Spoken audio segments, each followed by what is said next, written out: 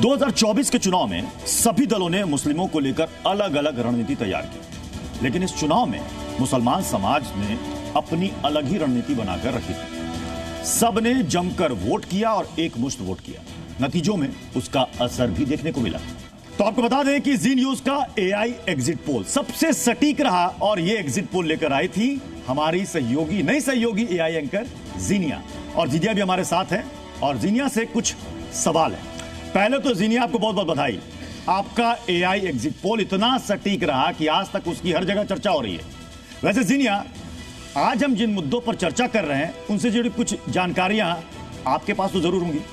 जीनिया, यह बताइए कि क्या उत्तर प्रदेश में मुस्लिम वोटर्स ने वाकई में गेम बदल दिया? तारीफ के लिए शुक्रिया। वैसे बहुत अच्छा सवाल पूछा आपने। आपको बता दूं कि जब से धर्म की राजनीति ने जोर पकड़ा है, तभी से मुसलमान एकजुट होकर वोट डालते आए हैं। हालांकि पहले उनके वोट कुछ पार्टियों में बंटे होते थे। वो ये देखते थे कि कौन सी पार्टी बीजेपी को हराने की ताकत रखती है और फिर उसी हिसाब से वोट डालते थे। कहीं कांग्रेस को, कहीं समाजवादी पार्टी को, तो कहीं बीएसपी को। लेकिन इस बार के चुनाव में कांग्रेस और समाजवादी पार्टी के साथ आने से मुसलमान वोटर्स इंडिया गठबंधन से जुड़ गए और उन्होंने बीएसपी से दूरी बना ली।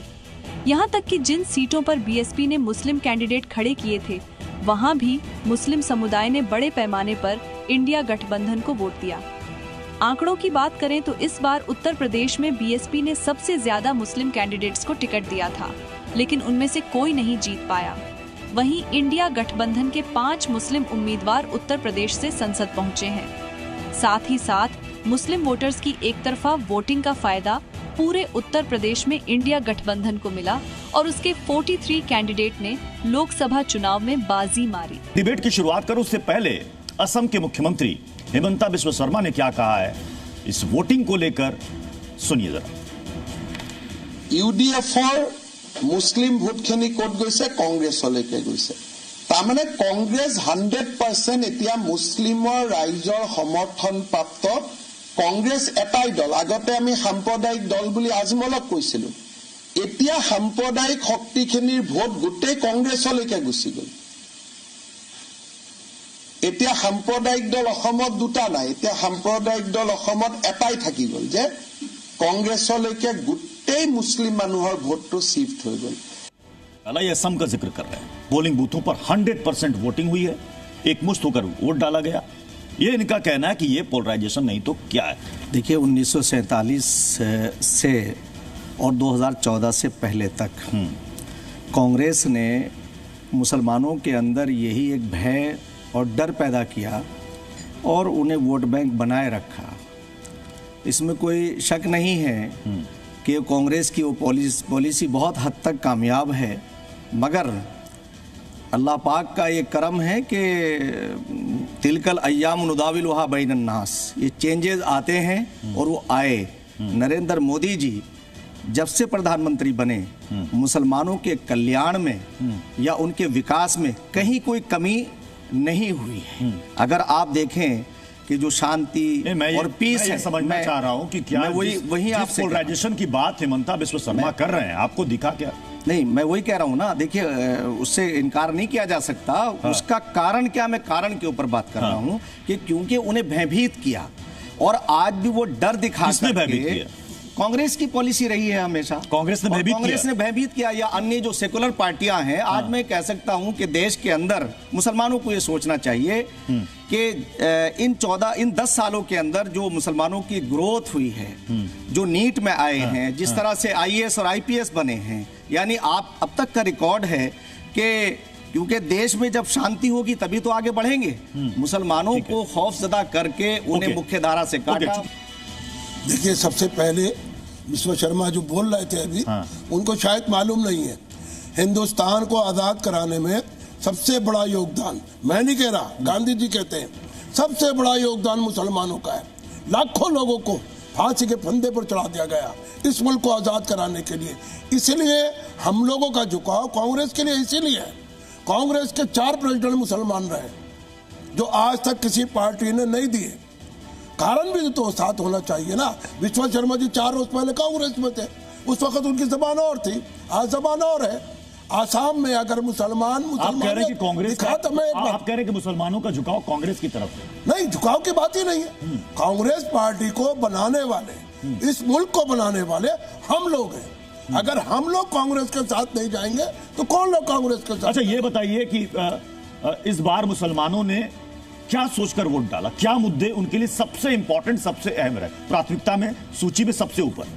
सबसे पहले हिंदुस्तान को बचाना है हमें, और वो बचाया हमने, और संविधान की रक्षा की। बाबा साहब भीमराव अंबेडकर ने जो संविधान बनाया था उसकी रक्षा के लिए हिंदू, मुसलमान, सिख, ईसाइयों ने सबका योगदान करके इस सरकार को रोकने की कोशिश की, और मुसलमान इस सरकार को रोकने में सफल रहे। कि मुसलमानों ने, आप कह रहे हैं, एकमुश्त होकर वोट डाला और सरकार को रोक दिया, यानी कि बीजेपी को बहुमत से रोक दिया? नहीं, खाली बीजेपी को नहीं रोका। हाँ।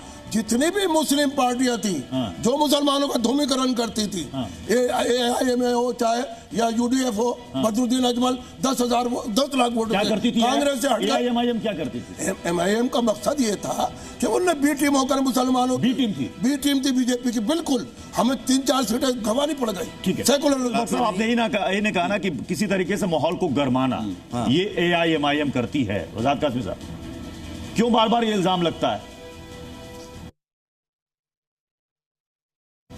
इनके ऊपर एक इल्जाम कांग्रेस ये भी लगाती है, अभी जैसे बात आई थी कि ये बीजेपी की बी टीम है। मुझे पता नहीं किसकी बी टीम है या अपनी टीम है, ये इल्जाम लगता है।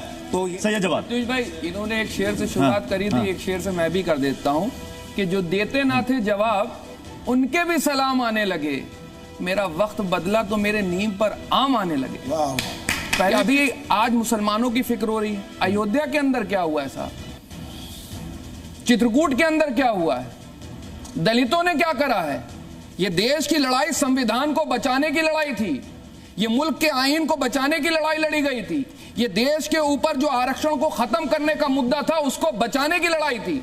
ये लड़ाई हिंदुओं ने, मुसलमानों ने, सिखों ने, ईसाइयों ने, दलितों ने, आदिवासियों ने सबको मिलकर के लड़ी है, और इस मुल्क के संविधान को और आरक्षण को बचाने का काम करा गया है। आज दिन रात कहा करते थे कि 350 पार और 370 मतलब आप ये कहना चाह रहे हैं कि उत्तर प्रदेश में समाजवादी पार्टी का पीडीए फॉर्मूला हिट हो गया? बिल्कुल हिट हुआ, और सबका साथ सबका विकास ये यहाँ पर। अच्छा, आप बताइए, पहले मोड में माननीय प्रधानमंत्री जी पहले फेज का इलेक्शन करते ही मंगल सूत्र पे आ गए, भैंस होगी तो उसको चुरा ले जाएंगे, तुम्हारी जमीनें लिए जाएंगे, सिवाय झूठ के। और आज जो उनके नुमाइंदे अंदर ही अंदर किलस रहे हैं, उनके लिए जवाब ये है, ये देश मोहब्बत का देश है, यहाँ नफरत की कोई जगह नहीं। और राहुल गांधी साहब ने उस वक्त कहा था कि नफरत के बाजार में मोहब्बत की दुकान खोल रहा हूं, लेकिन उसको नहीं समझ आया। जिस शख्स ने कन्याकुमारी से लेकर कश्मीर तक पैदल यात्रा करी, उसका लोग मजाक बनाते थे कि देश का मुसलमान इस जनादेश के बारे में क्या सोचता है। और जो चर्चा, जो बहस चल रही है तमाम बयानों के बाद कि पोलराइजेशन हो गया, एक मुश्त वोट चला गया, क्या आपको लगता है ऐसा हुआ? जी, सबसे पहले तो आपके माध्यम से हम अपने आपके व्यूअर्स को ये बताना चाहते हैं कि 2024 का चुनाव जो हुआ उसको पूरी दुनिया ने देखा। पहले चुनाव हुआ करते थे, मुल्कों में रहती थी खबर, लेकिन अब मीडिया का ज़माना है। हमारे देश के 145 करोड़ हिंदुस्तानियों ने ये तय किया कि हमारे देश में जो हुक्मरानी करे वो देश की एकता, अखंडता के साथ, भाईचारे के साथ हुक्मरानी करे।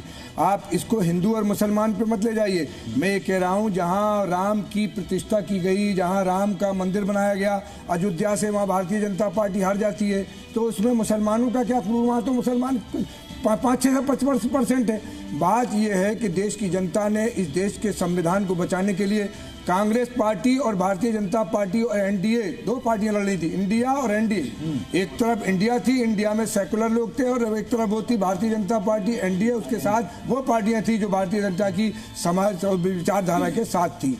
हमारे मुल्क जो है ये सेकुलर मुल्क है और सेकुलर थीम पर ये मुल्क बनाए। यहाँ पर हिंदुस्तान की आज़ादी की लड़ाई में जब हिंदू, मुसलमान, सिख, ईसाई आपस में मिलकर इस देश से अंग्रेज़ों को भगा रहे थे, तो एक दूसरे का कंधा एक दूसरे से लगा हुआ था, इसलिए अंग्रेज़ों को भगा दिया हिंदुस्तान से और देश आज़ाद कर लिया। हमारे मुल्क की इस बार लड़ाई इस पर थी कि सेकुलर पार्टी जीतेगी या फिरका परस्त लोग जीतेंगे। उसमें भारतीय जनता पार्टी हार गई जो 400 का दावा कर रही थी। काफी देर से सुन रही है। मैं चाहूंगा कि ऑडियंस की तरफ, अरे मैं ऑडियंस की तरफ जाता हूँ। ये बताइए, अभी तक की डिबेट आपने चर्चा सुनी? नहीं, अब ये बताइए कि 1 सेकंड कासमी साहब, 1 सेकंड कासमी साहब, मुझे ऑडियंस के पास भी जाना है। आपकी राय, आपका सवाल। हिंदुस्तान में 2 ही कौम नहीं है, हिंदू मुसलमान, उसके अदर कास्ट भी बहुत से लोग हैं और सबकी प्रॉब्लम है। आप सिर्फ इस चीज को मुद्दा बना देते हो, हिंदू मुसलमान सिर्फ 2 ही चीज रह गई है, हमेशा यही होता है। बाकी जो आप ये कह रहे हो, जो देने की बात कह रहे हो, जो नीचे कास्ट और सब जितने लोग हैं सब हैं। अयोध्या में मोदी जी नहीं मिला वहाँ पे कुछ, तो वहाँ माउंटेन तो नहीं थे ना, वहाँ तो हिंदू थे, फिर कैसे हार गए वहाँ पे? मैं कह रहा हूँ देश के प्रधानमंत्री ने 3 बार चीफ मिनिस्टर की शपथ ली, 2 बार बताओ हुआ, बताओ, लेकिन वो क्या दिखाओ क्या हुआ है? ऐसी बातें कर रहे थे जो बात नहीं थी इसके अंदर। भारत कांग्रेस के मैनिफेस्टो में 7-8-6 पेज पर मीडिया भी झूठ दिखा रहा था और वो भी प्रधानमंत्री के ऊपर बात कर रहा हूँ। मैं उत्तराखंड मदरसा प्रेसिडेंट है साहब, ये उत्तराखंड मदरसा एजुकेशन परिषद की। नहीं, ये अपना पक्ष रखेंगे ना। इन्होंने मदरसे पे भी सवाल खड़ा किया। भैया आप अध्यक्ष बताइए। पर आपने सवाल किया। तो सबसे पहले ये बात कहना चाह रहा हूँ कि इस तरह से भ्रमित करने की कोशिश मत करिए। सैलरी मिल रही है, सैलरी आ रही है टीचरों की यार। पहले अरे आपसे मैं पूछ रहा हूँ कितनी सैलरी आ रही है? बीच में सेंटर के मदरसे, स्टेट के मदरसे सैलरी कितनी आ रही है? ठीक है, नहीं इन्होंने पूछा सैलरी आ रही है क्या? मैं क्या कर रहा हूँ, सारे के सारे, और सैलरी नहीं आएंगे तो पढ़ाएंगे कैसे? कितने दिनों से नहीं आई सैलरी? 6 महीने की सैलरी। अरे तुम्हें तो अभी ये भी पता नहीं है कि वो सैलरी की 4 साल से पेंडिंग है भाई, 4 साल से पेंडिंग है। तुम्हें ये भी पता नहीं है वो कौन सी सैलरी है? हुआ था, हमें तो पता नहीं है किसी चीज का। अरे सवाल का तुम्हें पता नहीं, प्रोपेगेंडा, यही तो प्रोपेगेंडा करते हो। बजट क्यों काटा गया माइनॉरिटी का? सिर्फ गुमराह करते हो। बजट क्यों काटा गया? सिर्फ यही चीज है। देख, मैं जवाब दे रहा हूँ। ये बीच में बिहार की संसद में कितने मुस्लिम सांसद हैं? जी जरूर। वैसे तो इस बार मुस्लिम कैंडिडेट्स की संख्या में थोड़ी कमी देखी गई। देश के अलग अलग हिस्सों में तमाम पार्टियों ने 78 मुस्लिम उम्मीदवारों को टिकट दिया था और इनमें से 24 ने जीत दर्ज की है। इनमें सबसे ज्यादा 6 मुस्लिम सांसद पश्चिम बंगाल से हैं, जबकि उत्तर प्रदेश से 5 मुसलमान नेताओं ने लोकसभा चुनाव में जीत दर्ज की है। बात करें केरल की तो वहां से 3 और जम्मू कश्मीर से भी 3 मुस्लिम नेता संसद पहुंचने में सफल हुए हैं। बिहार से 2, तमिलनाडु, असम, तेलंगाना, लद्दाख और लक्षद्वीप से 1-1 मुस्लिम सांसद चुना गया है। चुनाव के दौरान तुष्टीकरण कोई नई बात नहीं है। ये तो चुनावी पैंतरे हैं जो दशकों से तमाम पार्टियों के नेता आजमाते रहे हैं। आपको बता दूं कि सबसे अधिक मुस्लिम सांसद इंडिया गठबंधन के खेमे में हैं। पार्टियों के हिसाब से देखें तो 7 मुस्लिम सांसद कांग्रेस के टिकट पर जीते हैं। वहीं समाजवादी पार्टी के टिकट पर 4 मुसलमान नेता संसद पहुंचने में सफल रहे। ममता बनर्जी की टीएमसी से 5 मुस्लिम सांसद जीते हैं, जिनमें क्रिकेटर यूसुफ पठान भी शामिल हैं। वहीं हैदराबाद से चुनाव जीतने वाले असदुद्दीन ओवैसी अपनी पार्टी के इकलौते मुस्लिम सांसद हैं। असदुद्दीन ओवैसी के अलावा संसद पहुंचने वाले मुस्लिम समाज के कुछ बड़े नामों की बात करें तो बिहार के कटिहार से तारिक अनवर, उत्तर प्रदेश के प्रतापगढ़ से इमरान मसूद, संभल से जिया उर रहमान बर्क, कैराना से इकरा चौधरी और गाजीपुर से अफजाल अंसारी के नाम अहम हैं। महिला कुछ पूछे तो जैसे कि अभी हमारी डिबेट में ये मुद्दा आया था, अभी इन्होंने सर ने बोला कि जैसे हम जब वोट की बात आती है तो हम मुस्लिम तबके के पास या किसी भी तबके के पास जाते हैं, पर जब वोट की बात हट जाती है तो मुद्दों के टाइम उनका हाशिए पर ला दिया जाता है। जैसे अभी आरक्षण की बात की गई, तो मैं बस ये पूछना चाहूंगी, सेकुलरिज्म अपनाते हमारा देश कब कम्युनलिज्म में आ गया? क्या इसका कोई सटीक जवाब है? प्लीज सवाल पूछे। सर मैं बहुत बहुत मुबारकबाद देता हूं आपको, आपके चैनल को। ये जो सबका साथ और सबका विकास की बात हो रही है, बहुत अच्छी बात हो रही है। हम भी मानते हैं कि होना चाहिए सबका साथ सबका विकास, मगर ये कैसा सबका साथ सबका विकास है कि मुसलमानों को कभी पाकिस्तानी बता दिया जाता है, कभी देशद्रोही बता दिया जाता है, कभी ऐसे तरह तरह के इल्ज़ाम से नवाजा जाता है। अगर हम ये सब जो भी अपना मोदी जी से मैं गुजारिश कर रहा हूं कि सबको साथ लेके चलें। हम कहते हैं मुसलमान में मास्टर असगर अली अंसारी, मैं सबसे पहले वोट मोदी जी को करूंगा, मगर ईमानदारी से सबका साथ सबका विकास होना चाहिए। जैसे हज़रत उमर फारूक रज़ी अल्लाह अन्हु जब खलीफा बने तो साहबा ने पूछा कि आपकी तनख्वाह मुकर्रर कर दी जाए। कहने लगे नहीं, मेरी तनख्वाह मुकर्रर नहीं, पहले आवाम को देखो कि कितनी कितनी कितनी तनख्वाह मुकर्रर है, वो किस तरह आवाम गुजारा करती है। मतलब आप ये कहना चाहते हैं सबका साथ सबका विकास सिर्फ नारा ईमानदारी से होना चाहिए, भेदभाव कुछ नहीं। मेरे वतन की जमीन, मेरे वतन की जमीन, ये सवाल ऑडियंस की तरफ से है। मेरे वतन की जमीन के तेरे कुछ शहीदों ने, नारे पर उन्होंने, मेरे वतन की जमीन तेरे कुछ शहीदों ने हमारी रूह को अक्सर बहुत रुलाया है। अगरचे जब भी तेरी जिंदगी में आचाई है, हमने फक्र से अपना लहू बहुत अच्छे बहाया है। बहुत वज़ार साहब जवाब दीजिए। वज़ार साहब, मैं सिर्फ इन 10 सालों की बातें करूंगा, बहुत लंबी चौड़ी मुझे कहीं की बातें नहीं करनी। इन 10 सालों में किसी भी आंकड़े से, जितने भी मेरे भाई बहन बैठे हैं मेरे से डायरेक्टली वो सवाल कर सकते हैं, किसी भी आंकड़े से मुसलमान ये साबित कर दे कि हम इस मामले में मोदी सरकार में मकान नहीं मिला, आयुष्मान कार्ड नहीं मिला, सिलेंडर नहीं मिला, शौचालय नहीं मिला, हम इस मामले में पीछे रहे हैं। हम इस मामले में पीछे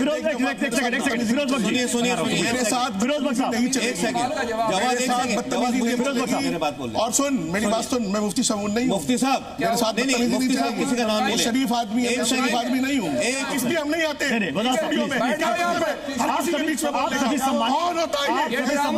बोलने वाला। No personal comment, no personal comment. एक सेकंड आराम से छोड़ा इसने, इसीलिए मैं कह रहा हूँ कि सभी अपनी अपनी बारी में बोले। एक सेकंड ने बड़ा अच्छा सवाल पूछा था। इन्होंने कहा था कि ये कम्युनलिज्म कहाँ से आ गया, सेकुलरिज्म से कम्युनलिज्म कहाँ से आ गया। मैं बताता हूँ, देखिए 60 साल से क्या हुआ। सेकुलरिज्म के नाम में कांग्रेस ने क्या किया, मुसलमानों के मोहल्ले में थाने खोले, स्पोर्ट्स स्टेडियम खोलने चाहिए थे, डिस्पेंसरी स्कूल खोलने चाहिए थी, बच्चों के कॉलेज खोलने चाहिए थे, उन्होंने थाने खोले, उन्होंने कुछ नहीं किया। ठीक है, 60 साल और भीख का प्याला दे दिया रिजर्वेशन का। Reservation is making India divided house. और सही बात, क्या रिजर्वेशन भीख का प्याला? रिजर्वेशन रिजर्वेशन भीख का प्याला करो, आगे बढ़ो मेहनत करके। रिजर्वेशन आरक्षण का प्याला, आरक्षण भीख का प्याला है। बाबा साहब भीमराव अम्बेडकर का अपमान हो रहा है। आपने रिजर्वेशन के नाम पर भीख का प्याला थमा दिया। रिजर्वेशन भीख का प्याला, मैं सवाल उनसे भी किया। देखिए मैं कह रहा हूँ, बाबा साहब भीमराव अम्बेडकर ने जब ये तय किया कि हमारे देश के और हर सरकार की, चाहे कांग्रेस हो, बीजेपी हो, कोई भी सरकार हो, उसकी जिम्मेदारी बनती है कि हमारे देश का नागरिक जो पिछड़ जाए, जो पीछे हो जाए, उसके रिजर्वेशन देके उसको आगे लाके उसको उत्थान दिया। भारतीय संविधान कहीं भी लिखा है कि धर्म के आधार पर किसी को रिजर्वेशन मिलेगा? ये बताइए। हिंदू हो, मुसलमान हो, सिख हो, ईसाई हो, किसी मजहब का मानने वाला हो, राष्ट्रभक्ति ये है हमारे देश की। हर सरकार की राष्ट्रभक्ति ये होना चाहिए कि जो भी पिछड़ जाए वो किसी मजहब का हो, उसको उत्थान के लिए, देश को आगे बढ़ाने के लिए। तो क्या ये देखिए, घूम फिर करके ये डिबेट आखिरकार आई गई रिजर्वेशन, मुस्लिम रिजर्वेशन। मैंने वही कहा, संविधान में कहीं प्रावधान नहीं है, क्यों आ जाता है ये बार-बार? देखिए, बाबा साहब का नाम लेकर आप भारत के बच्चों को बहुत वर्गलाते हैं। अच्छा? उन्होंने एक स्पेसिफिक जाति के रिजर्वेशन की बात की थी, क्योंकि उस समय उनके साथ बुरा होता था। थोड़े समय के लिए कि आप इनको पढ़ा लिखा के मेन स्ट्रीम में ले आइए, उसके बाद इसको खत्म कर दीजिएगा। लेकिन आपने उनको राजनीतिक मुद्दा बना के आज तक रिजर्वेशन को चलाते आए हैं। दूसरी बात आती है मुस्लिम रिजर्वेशन की। अगर आप रिलीजन के नाम पे मुसलमान को रिजर्वेशन देंगे तो वो बिल्कुल भीख का प्याला है, बिल्कुल भीख का प्याला है। मजहब के नाम पे वो कह रहे हैं पसमानदा की बात की थी प्रधानमंत्री ने, पसमानदा की बात की थी। अंग्रेज भाई, अब आपकी बारी, आप ये बताइए। हाँ या ना? सवाल क्या मिलना चाहिए कि नहीं बाबा? इन्होंने सवाल में जवाब दिया। चाहिए या नहीं? मिलना चाहिए। आप सक्षम है, आपको नहीं मिलना चाहिए, मगर जो गरीब है उसको मिलना चाहिए। आज मुसलमानों की हालात दलितों से बदतर है, तो हम कह रहे हैं चाहे मुसलमान हो, चाहे हिंदू हो, चाहे अशराफ हो, चाहे दलित हो, जो भी पिछड़ा हो उसको मिलना चाहिए। सर मैं ये कहना चाहता हूँ, इतनी देर से जनता बैठी हुई है, आप ही लोग लड़ने में लगे हुए हो। ये आरक्षण की बात कर रही थी, भाई जिसको जरूरत है उसको मिलना चाहिए। आप सक्षम है, आपको जरूरत नहीं है, आप सबका आप जनता की भी सुनो, ये गलत तरीका आपका।